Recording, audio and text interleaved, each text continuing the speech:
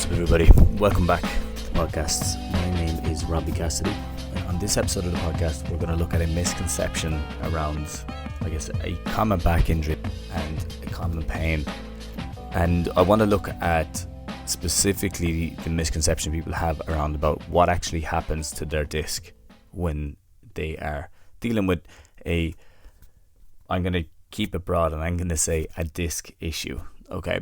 Because I want to make sure that everything is built around it before I can explain what the misconception is. And if you don't understand this, it gives you a low chance of fixing the problem.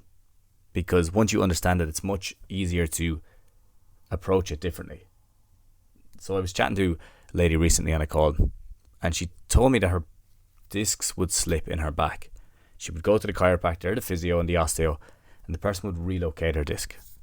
So if you've ever heard this, or if this has happened to you, it's going to be important that you listen to this podcast, because I want to break down this misconception and how it can actually keep us in a place when there's so many other things that we can do to really get out of this. Now, when you go to your physio or your chiro or your osteo, I'm sure that everyone is well-meaning, but it's still important for me to explain this, because you might even go in there and then they might mention this, and if you don't really understand it, you can kind of go along with things that you don't need. And I want you to be able to kick back at times and say, no, I don't think so. And it'll help you to make a decision faster than, is this somebody that I stay with? Are they aligned to where I want to go? Or is this like an older way of thinking about it, and it's time that we change it? Now, the thing is that the story that you tell yourself has a huge impact on your recovery. And this isn't just hearsay. I'm not talking about, think positively and you're going to heal yourself. No, I'm not looking at that. I'm talking about the story that you actually have around what's going on, and the image in your head will dictate the behaviors and the attitudes that you have versus how you're actually going to address it. So it's really important that we look at that in detail. And I want to make sure that we clear it up, because it's the exact belief that she's telling herself is really stopping her from making progress. So if you're somebody who's been told that you've a slipped disc, if you're somebody who believes that your disc slips out of place, then this podcast is going to be an important one for you to listen to.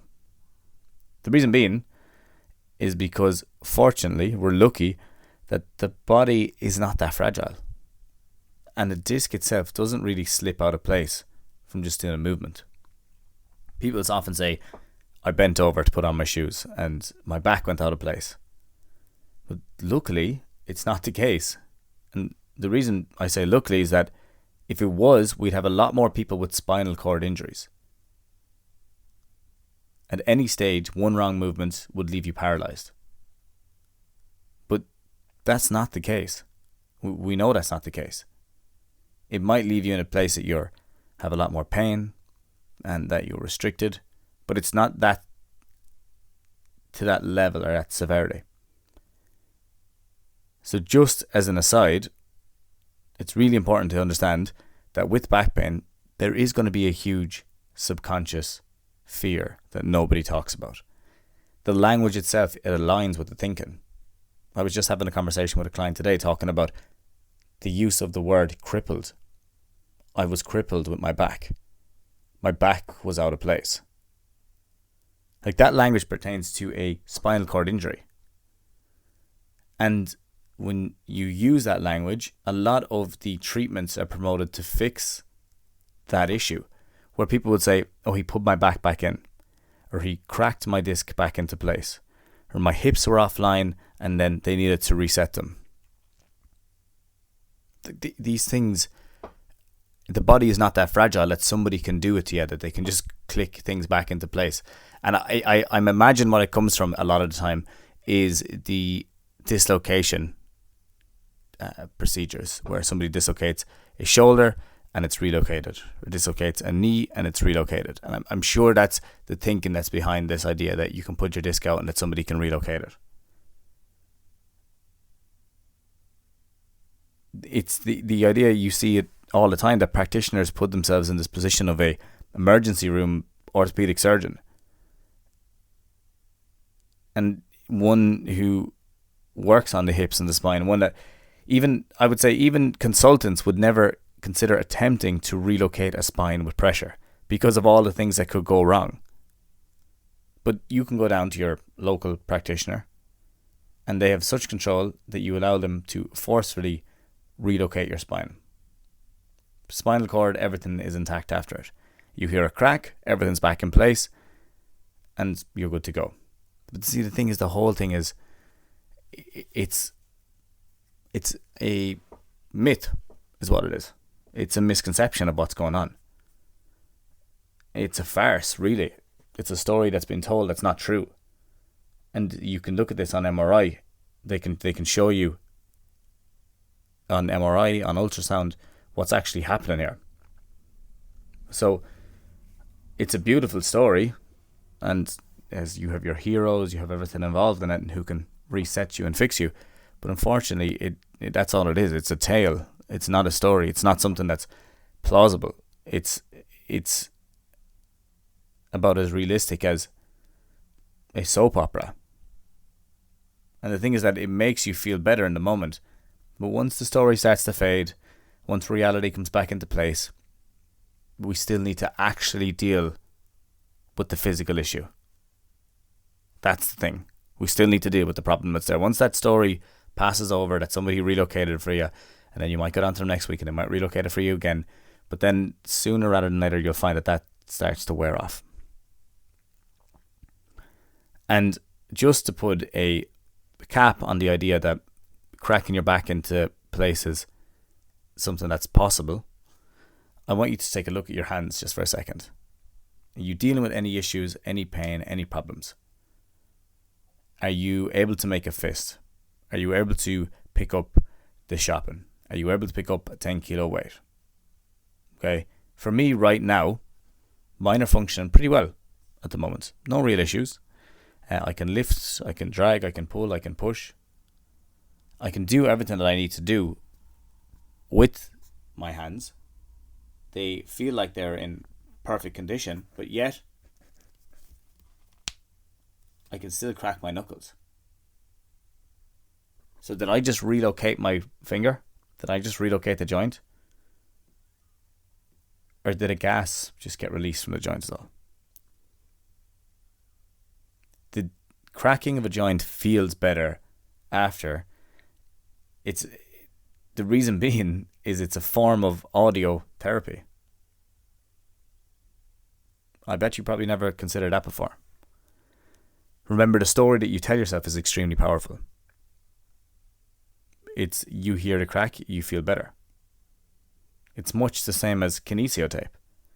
You probably saw in the Olympics and in the World Cup, all these professional athletes wearing this tape, this pink and blue tape up along their back, and these elaborate designs.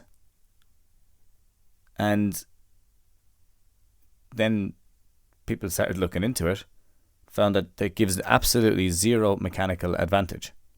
It doesn't support any joint more than another. But it does look good. Okay? And that is the catch. So here, if cracking your back is an audio therapy, this is a form of color therapy, would you believe? So you actually feel good using it. It doesn't change anything physically.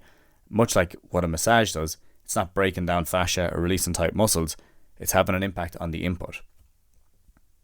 Now, if you're listening to this and it's making you a little bit uncomfortable, you don't like what you're hearing, just remember, I'm not attacking you or your attempts. I'm just being open and honest about what's going on. And once we understand that these things aren't changing the body, well, that's really good news. It's actually great news because it shows that the body isn't that fragile. The body's actually really strong. We don't have to be worried about it all the time. And when we get pain, it doesn't necessarily mean that we've injured it. It could just be that the body's reacting to something. So it's not just you're going to go for a walk and it's not going to fall in and out of place randomly. And you have to think that that would have been an extremely bad evolution on nature's behalf for it to do that. But the thing is that we know nature is generally very good at understanding what is most effective. And it's very efficient at keeping us alive. off of the billions and possibly trillions of replications over millions of years, the good sticks around and the bad adaptation is generally not replicated.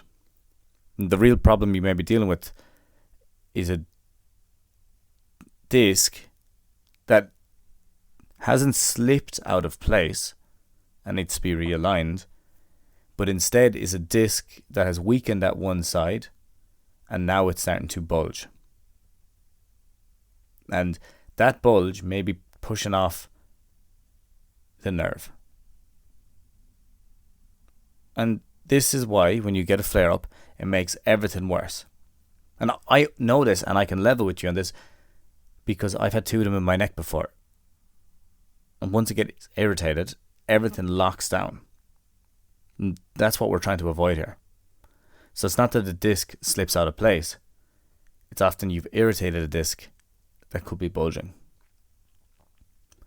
And that's the misconception. That is the problem. And that's why your rehab doesn't work when you try to go back and get someone to relocate it or put it back in place. Because all they're doing is they're cracking a gas, but the weak part of the disc is still there. It's still bulging after it. Now, once we understand this, we have to stop looking for the instant fixes where somebody relocates it. And what we actually start doing is you start taking a bit of pressure off the area, you build strength around it, and you allow the disc to heal through proper recovery. Think of it that one area is exposed through overuse or delayed recovery. And to allow it to heal, and the thing is that they do heal, we just need to reduce the specific loading on the area. That's, if you're looking at the disc healing itself, that's basically what it is. You reduce the loading on the area, you build strength around it, and then you work on recovery.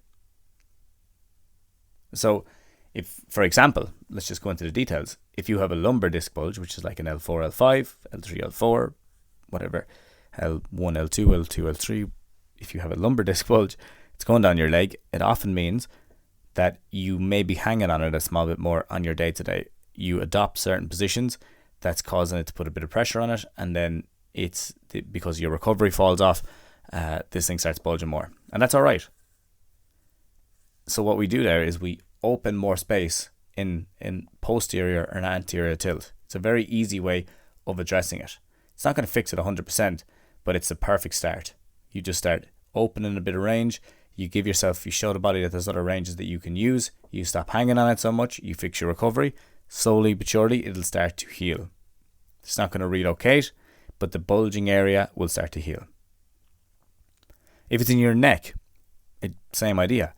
Probably stop hanging on it during the day at a computer during training where you're just sitting into your skeleton, and you find the simplest movement that you can do repeatedly that is probably causing it.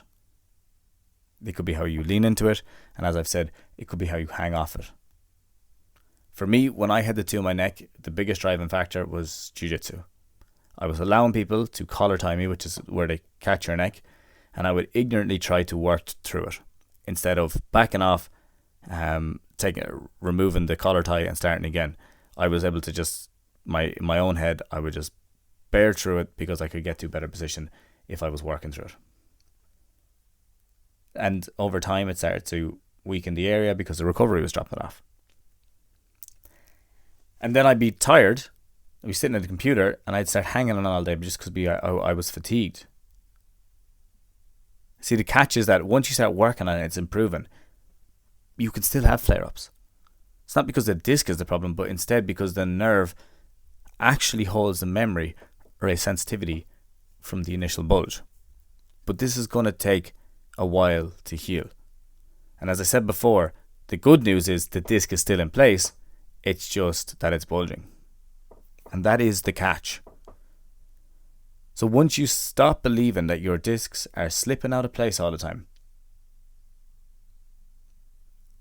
you'll find that, well, in turn, if you are believing that it's slipping out of place, subconsciously it's going to cause a lot of fear because it's worst case scenario thinking, and then you'll think that nobody can relocate it.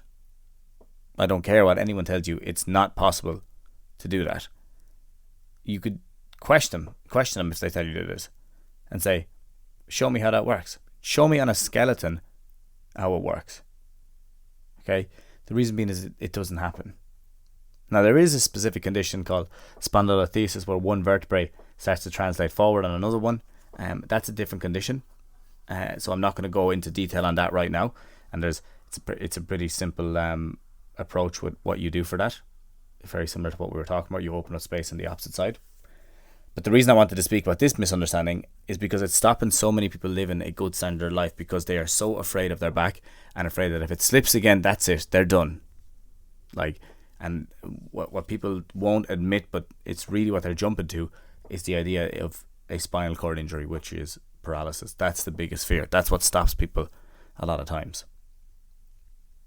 And craziest thing is, once you actually understand what's happening, automatically your response changes.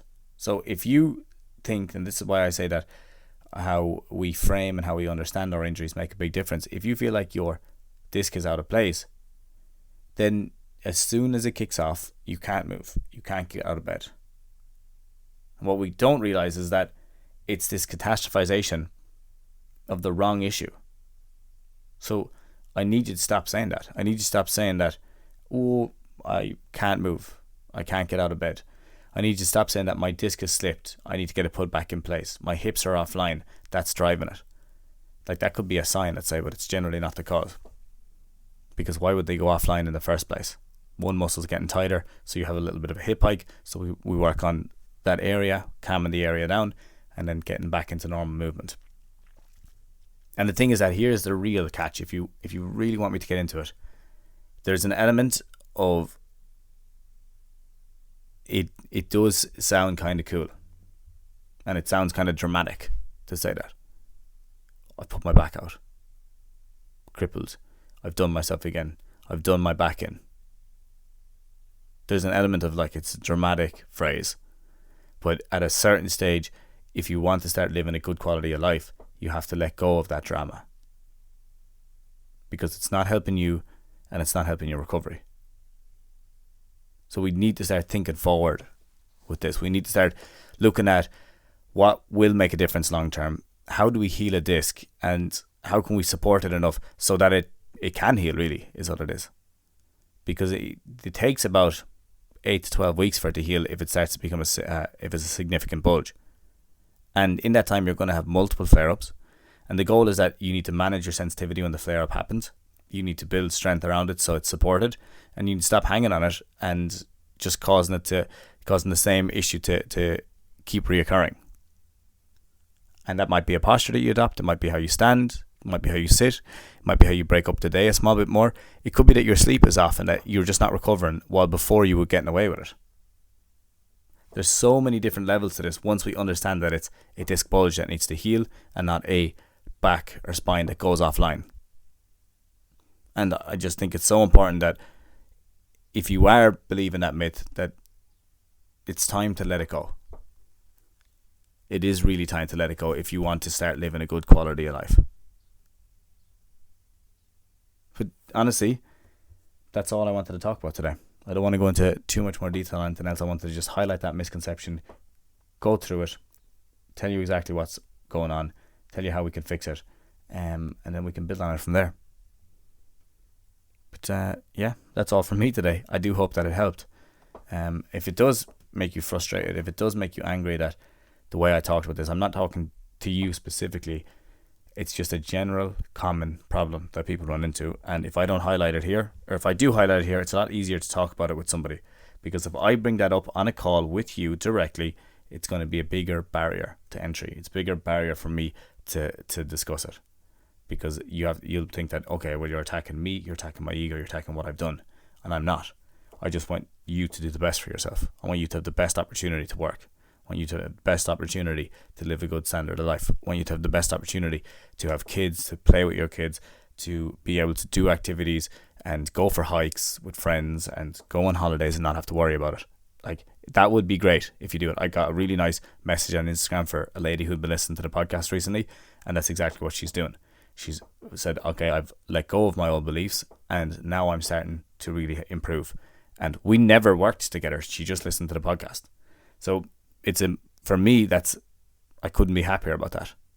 And that's why I'm willing to go out here on a limb and just say these things, because I know that if it hits the right person at the right time and it clicks, it can make a big difference. And that's all I'm looking for. Because if you want to change, you can change, you can improve yourself. But it takes a little bit of time, takes a little bit of effort, and just working in the right direction. But if you feel like you need help with that, if you feel like you need a bit more structure, if you're like somebody who likes to have, I guess, a clear path to go and to work on, well then just reach out, shoot me a message on Instagram at RobbieCassidy_, or you can email me at info@themobilitytutor.com. I work with people with this every day, and we see amazing results. But it's just that we need to really lay down a bit of structure first, and you have to be willing to change. If you come in there not willing to change and willing to prove that you're right, then you're just going to get stuck in the same cycle over and over again. And that's what happens to so many people, is they just want to be right as opposed to want to be healed. And we can guide you, we can help you, but you just have to be open to change. So that's all for me today. Thank you so much for listening. If you know anyone who's dealing with this, I would love if you could send them the podcast. And if you are able, I would love if you could go to the top of Spotify. I want to get it up to 1,000 ratings on Spotify and iTunes, and I recognize that I'm quite a bit off that right now. But to get there, it's just one at a time. So I would really appreciate if you could go up to the top of Spotify or iTunes or whatever one you're listening to this on, and give us a 5-star rating. It would go a long way in promoting the podcast and getting a bigger name in that. But that's all for me, and I will chat to you at the same time next week. Thank you very much. Have a good one.